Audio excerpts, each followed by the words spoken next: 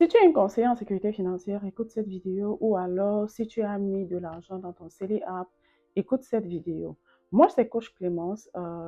Il y a de cela quelque temps, j'avais fait une vidéo en disant que j'ai cotisé 16 000 dollars dans mon CELI app et d'après les conseils d'une conseillère en sécurité financière, vu que mon compte de CELI app avait été ouvert en décembre de 2024, j'avais cotisé à peine 100 dollars, je ne connais plus le montant exact.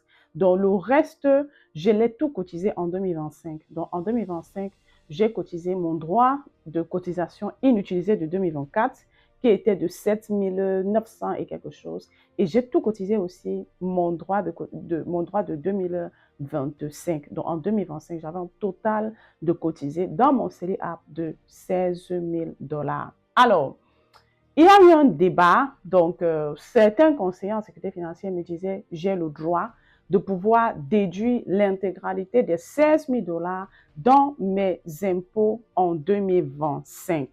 Et certains fiscalistes même m'ont dit que c'était possible. Certains comptables me l'ont dit, c'est possible. Mais le fiscaliste que moi j'ai eu cette année, oh my God, vraiment, quand tu es bien conseillé, lui, il m'avait dit, Clémence, je ne peux pas le faire. Je lui ai dit, je me suis renseignée. Ma conseillère m'a dit, plusieurs conseillers m'ont dit, c'est possible. Plusieurs CPA m'ont dit, c'est possible. Et il m'a dit, tu m'autorises à le faire, je vais le faire. Et quand j'ai reçu ma déclaration de ARC, je me suis effectivement rendu compte que ARC a rejeté la déduction de 16 000 et n'a retenu que la déduction de 8 000 dollars. Alors, quand on est conseiller ou conseil, c'est important. C'est très, très important de pouvoir respecter certaines clauses. On ne peut pas tout connaître. On ne peut pas tout connaître, mais c'est très important de respecter les choses. Alors, est-ce que j'ai été mal conseillée? Je dirais oui et non, parce que la personne certainement ne savait pas.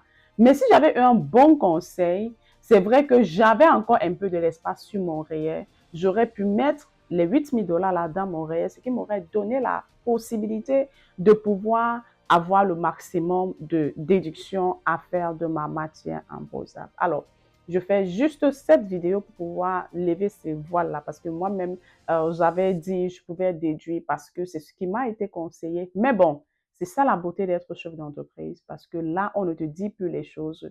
Là, tu apprends en termes de conséquences. Alors, si tu es un entrepreneur, tu es au Canada, c'est très, très, très important d'être légal parce que quand tu vas être légal, tu auras un bon fiscaliste et tu vas aussi apprendre au regard de tes faits. Et si tu te demandes dans quoi est-ce que tu peux entreprendre, ce qui est légal, tu vas être bien encadré, tu seras connu, tu auras un numéro d'entreprise. Moi, c'est Coach Ella Clémence, je suis une maman et j'accompagne des personnes qui veulent se lancer dans l'entrepreneuriat numérique.